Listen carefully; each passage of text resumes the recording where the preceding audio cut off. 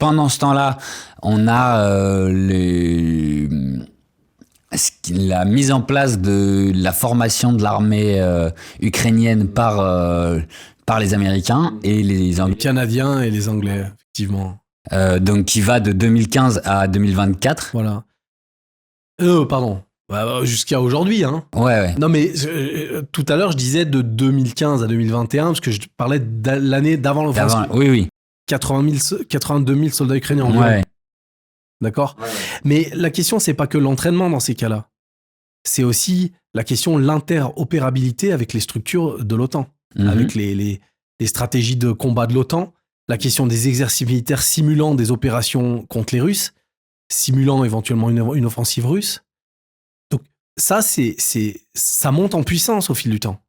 Ça monte en puissance. Alors, je me souviens plus du chiffre exact, mais en 2021, les Russes, en fait, mettent la pression sur l'administration Biden et les Ukrainiens, je crois que dès mars-avril 2021, en voulant les faire revenir à la table des négociations, notamment sur la question de Minsk, justement des accords de Minsk et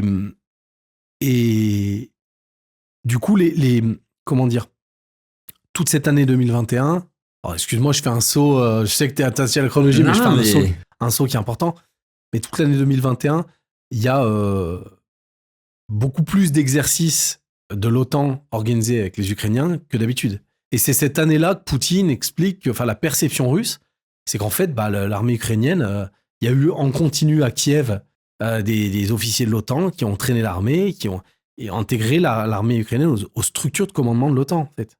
Donc, qui ont jeté les bases des opérations de contre-offensive contre les Russes, en fait. Ils se sont préparés à ça. Et c'est pour ça, d'ailleurs, selon le Wall Street Journal, qu'ils ont aussi bien résisté en 2022, notamment à l'armée russe. Et ça peut être compris comme du défensif. C'est du défensif. Mais c'est du défensif. Et ça peut être un bon point pour de les avoir formés. Parce que ça du défensif. Ça a permis à l'Ukraine d'être moins vulnérable. C'est du défensif, mais Maïdan, guerre dans le Donbass, etc. Bien sûr. Maïdan qui engendre la Crimée, oui. Les troupes dans le Donbass qui engendrent la réponse militaire ukrainienne, les nationalistes, etc. Les Russes qui sentent que la guerre, donc qui soutiennent les séparatistes. Enfin, je veux dire, on a une espèce de jeu de... Et c'est là où moi, je suis attaché à une notion qui s'appelle l'empathie cognitive, c'est-à-dire essayer de comprendre ce que pense l'adversaire sans nécessairement partager ses avis, ses perceptions, ses volontés. Il faut essayer de comprendre comment la partie adverse, elle perçoit les choses. Et imaginons, faisons de la politique fiction. Demain, les services russes soutiennent des nationalistes anti-américains, militaristes au Canada. Et ils renversent ce gouvernement, ils placent leurs hommes entre guillemets là-bas et ils intègrent à leur structure militaire. Est-ce qu'on peut imaginer une seconde que les États-Unis resteraient les bras croisés en disant il n'y a pas de problème, continuez, vous pouvez même déployer des missiles si vous voulez. Ça, c'est une obsession des Russes, la question des missiles. Ouais. C'est quelque chose qui revient énormément dans les craintes russes. Et d'ailleurs, en janvier 2022, lorsque le ministre des Affaires étrangères russe, Sergei Lavrov, parle de la question du déploiement de missiles en Ukraine, du déploiement éventuel de missiles en Ukraine, en gros, Anthony Blinken explique qu'ils peuvent déployer les missiles où ils veulent, ce sont les États-Unis. Non, mais je veux dire, vraiment, les dirigeants américains, en particulier néoconservateurs, ont une vision du monde où en fait, ils pensent que c'est leur précaré, le monde entier leur précaré, ils peuvent agir comme ils le souhaitent. Et c'est ça qui, à mon avis, engendre des situations extrêmement conflictuelles, périlleuses, voire même des guerres. C'est le principal facteur, en tout cas, dans le cas de l'Ukraine. Dans toute cette période entre le coup d'État Maïdan et l'entrée en guerre, on a la France et l'Allemagne qui se montrent... Pardon, excuse-moi. Je reviens sur ce que tu me disais par rapport au fait que le soutien de l'OTAN et l'entraînement de l'OTAN en faveur de ces fameux soldats ukrainiens, etc., c'était défensif.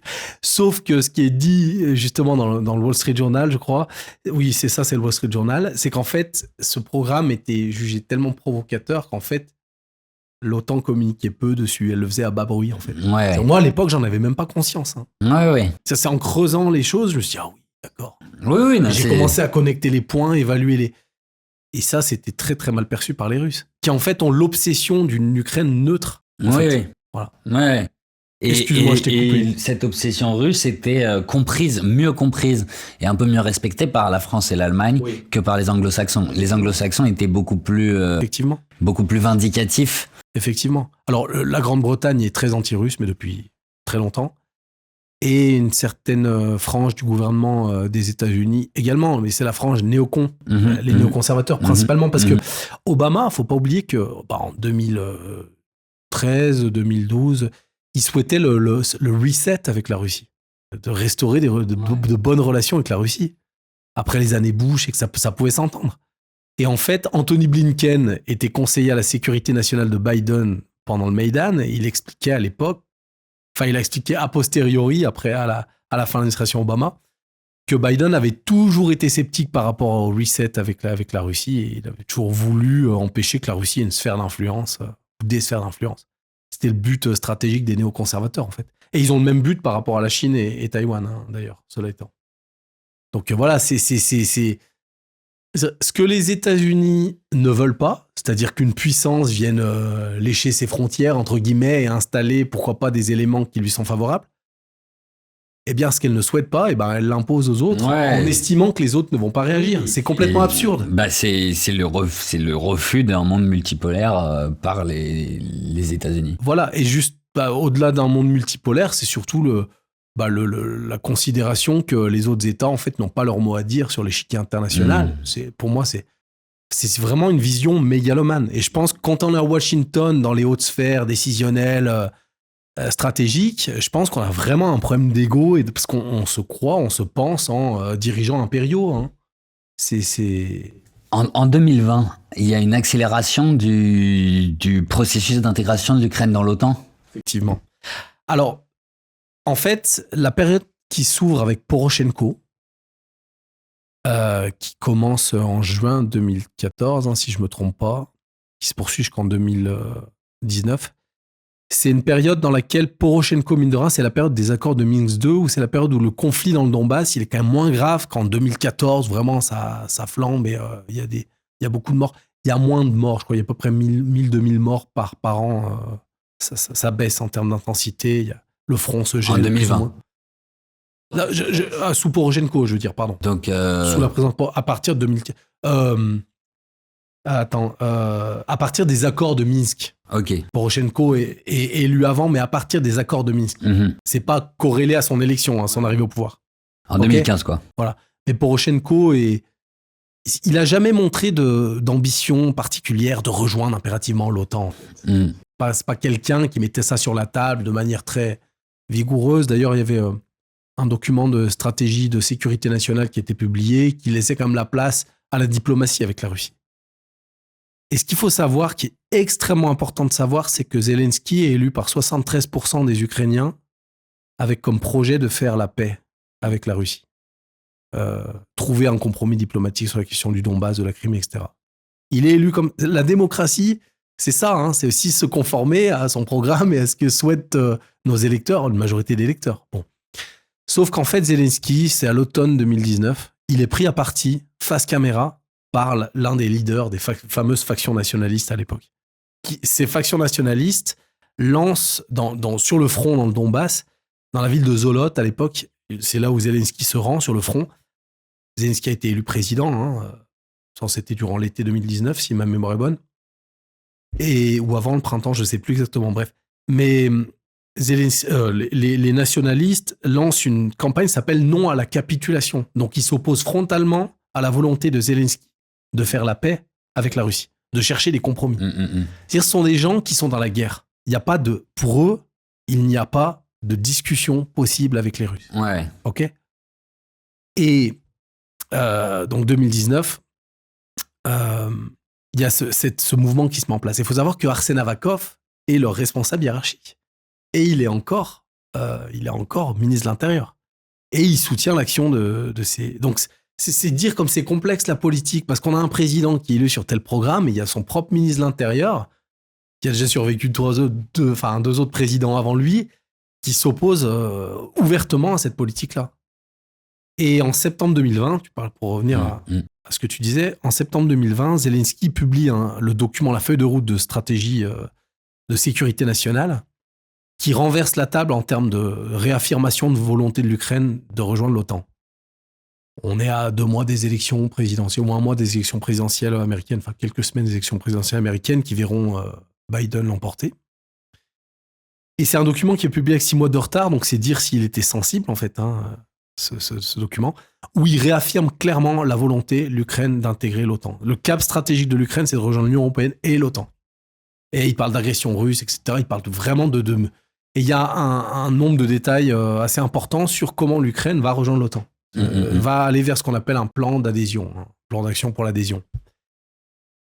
Biden arrive au pouvoir en janvier 2021 et tout de suite la diplomatie américaine se met en branle pour réaffirmer le droit de l'Ukraine à rejoindre l'OTAN, soutient les aspirations euro-atlantiques de l'OTAN et donc Anthony Blinken, encore lui, en juin d'ailleurs, signe un partenariat stratégique entre les États-Unis et l'Ukraine. Et on est dans une période où les Russes perçoivent que l'Ukraine est susceptible de rejoindre l'OTAN très vite. Et surtout, comme on l'a dit, il y a 80 000 soldats qui ont été formés. Il y a aussi Trump, en 2019, avait commencé à livrer des armes. Les Américains étaient restés un peu en retrait par rapport à ça. Le complexe militaro-industriel ukrainien monte en puissance. Les Russes, en 2021, les Russes rendent opérationnel un missile de croisière qu'ils ont développé. Les Ukrainiens, pardon. J'ai dit les Russes. Les Ukrainiens mettent en place le missile Neptune, qui devient opérationnel en 2021. Ils le développent eux-mêmes. Alors, apparemment, comme je le révèle dans mon livre, avec une technologie... Enfin, j'ai pas sorti de document secret, mais l'un des chefs responsables de ce programme explique que c'était des technologies occidentales et américaines qui servaient notamment à faire la tête chercheuse, qui arrivaient en Ukraine sous des schémas gris. Voilà, bref. Et c'est pour la flotte russe, en mer Noire et en mer d'Azov, c'est une menace absolue. Et donc, il faut espionner ce programme pour essayer de voir les vulnérabilités du système, etc. On est dans une période extrêmement tendue, et à ce moment-là, il y a la question de Nord Stream 2 aussi. Est-ce qu'on le termine ou pas ? Les Allemands sont furieux à l'égard des États-Unis, parce que les États-Unis, depuis Trump, en fait, veulent empêcher que le Nord Stream 2 se concrétise. Et du coup, Biden dit « Ok, le Nord Stream 2 pourra se concrétiser parce qu'il veut se rabibocher avec les Allemands. » Mais le problème, en fait, des Russes, c'est pas vraiment Nord Stream 2. C'est la question sécuritaire. En fait, il faut savoir que les Russes ils sont littéralement paranoïaques. On voit bien, Vladimir Poutine est connu pour être un dirigeant extrêmement paranoïaque. Ouais, le pouvoir rend paranoïaque. Le pouvoir, en particulier en Russie, on voit la Russie des tsars, etc., l'histoire qu'elle a, la Russie, forcément, il y a un héritage de cette culture-là. Ouais. D'accord ? Mais en fait, ce que je veux dire, c'est qu'à ce moment-là, que l'Ukraine rejoigne ou pas l'OTAN, officiellement politiquement, nous avons la publication du livre blanc 2021 de la défense ukrainienne, et Oleksiy Reznikov, le ministre de la défense ukrainien, dit que son but, c'est que l'Ukraine intègre de facto l'OTAN sans attendre les décisions politiques correspondantes. Parce qu'il sait qu'elles ne viendront pas, parce que potentiellement les Européens vont s'y opposer. Donc la Russie, à ce moment-là, elle sait qu'il y a les 80 000 soldats formés, l'Ukraine qui peut rentrer rapidement dans l'OTAN, le Neptune et surtout les 80% des services secrets qui ont été remplacés. Ah oui, effectivement. Et surtout, ça fait beaucoup. Donc il y a les services secrets intérieurs ukrainiens qui ont été purgés en termes de direction, mais il y a des opérations du MI6 qui sont menées, et surtout de la CIA. Et notamment la CIA, elle restructure intégralement les services ukrainiens, les services de renseignement militaire ukrainiens, en faisant une force redoutable contre la Russie. Ça, je cite le Washington Post. Ouais. Il y a une force redoutable, c'est ce qui est cité, et notamment tout ce qui est paramilitaire, le GUR, on appelle ça le GUR, devient vraiment une force de pointe, une force d'élite dans la structure militaire ukrainienne qui est perçue comme une menace pour la Russie. Et en même temps, du coup, la Russie, c'est à ce moment-là que la Russie masse ses troupes à la frontière. C'est dans cette année 2021. Mais il ne faut pas oublier un détail qui est fondamental, c'est que Biden, il est anti-russe depuis des décennies. Ouais, il est néocon, Biden. Et surtout, totalement. Et surtout que Biden, alors c'était pas quand même comment dire, c'est quelqu'un qui, pendant sa carrière, a pu quand même parfois avoir des positions. En fait, il freinait un peu les tendances dures sous l'administration Obama quand même. Il fallait savoir s'il jouait un peu le good cop. Ok. Obama aussi tentait de freiner, mais ils avaient derrière eux des gens. Et en parlant d'équipe, justement, il ne faut pas oublier qu'en 2021, ils nomment Victoria Nuland, qui était en gros l'architecte américaine la plus visible du Maïdan. Hein. C'est elle qui voulait littéralement choisir le premier ministre ukrainien. Bon. Donc derrière son mari Kagan, etc. Je veux dire le réseau néoconservateur, mais il nomme aussi Blinken au département d'État, donc le supérieur de Victor Nuland. Blinken qui en 2019 avait dit qu'il fallait pas que la Russie ait de sphère d'influence, ni la Chine d'ailleurs. Blinken qui était conseiller à la sécurité nationale de Trump de Biden, au moment du Maïdan. Blinken qui est un néoconservateur pur sucre. Extrêmement anti-russe. Donc ça, les Russes le voient, là, on en... Et Blinken, et ça, c'est peu connu, mais Blinken était coordonné en tant que conseiller à la sécurité nationale de Biden, coordonnait les politiques quotidiennes par rapport à la Syrie, en fait. Et donc, il essayait de renverser Assad, en gros. Ce qui signifiait un renversement d'Assad, ce qui signifiait virer les Russes de leur base navale, qui leur donnait l'accès à la Méditerranée. En fait, c'est vraiment quelqu'un qui... les Russes, symétriquement, sont des gens qui voient le monde comme un grand échiquier, qui se mènent des guerres par proxy féroces, en fait. Et donc, ils arrivent au pouvoir en 2021. Et les Russes savent qui ils sont. Et les Russes savent... En fait, ils arrivent au pouvoir en disant « Nous réaffirmons la volonté de l'Ukraine d'intégrer l'OTAN, etc. » Et il y a une montée en puissance. Et ensuite, après, malheureusement, c'est un engrenage, en fait. C'est-à-dire que les Russes massent encore des troupes, une deuxième vague courant de l'hiver. Les services ukrainiens sont persuadés que les Russes vont attaquer. Et on ne le sait pas, mais à Noël 2021, Biden envoie des centaines de millions d'euros d'armes en Ukraine. Et c'est une décision qui est tenue secrète jusqu'à la mi-janvier 2022, un mois avant que la Russie attaque. Et il y a George Bybee, qui est l'ancien conseiller de Dick Cheney sur la question russe au sein de la CIA, qui est un grand connaisseur de la Russie, qui expliquait que tout l'engrenage que je décris là allait amener à une guerre, forcément. Voire même à une guerre directe entre les États-Unis et la Russie. Et lui, c'est ce qui l'empêche de dormir, ce monsieur. Et il expliquait justement à ce moment-là que ces livraisons d'armes, cette espèce d'escalade vers la guerre, et puis en plus, Poutine, c'est quelqu'un d'orgueilleux. Donc si les Américains font fuiter des plans de guerre et disent on est sûr qu'il va attaquer, Poutine, s'il n'attaque pas, il se défile en quelque sorte. Voilà. Donc, en plus de ça, ça a été révélé dans le New York Times en 2024, donc tardivement. Je précise que les programmes de purge des renseignements ukrainiens, de restructuration par la CIA, des renseignements militaires ukrainiens et tout ça, on le sait à partir de l'automne 2023, entre l'automne 2023 et février 2024, on est au courant de ça. Avant, on ne le savait pas, en fait. Il y a notamment 12 bases de la CIA qui sont déployées en Ukraine, à la frontière. Enfin, je veux dire, c'est des politiques qui sont quand même, pour le moins... voilà. Et du coup, je me suis perdu, excuse-moi. Non, mais on en est... on est juste avant l'entrée en guerre. Alors, voilà. À l'hiver 2021, selon une source européenne de très haut niveau, et c'est le New York Times qui le révèle, Poutine hésite encore à attaquer. Et là, il y a l'un de ses chefs du renseignement, alors je ne sais pas lequel c'est, est-ce que c'est Narishkin, je ne sais pas.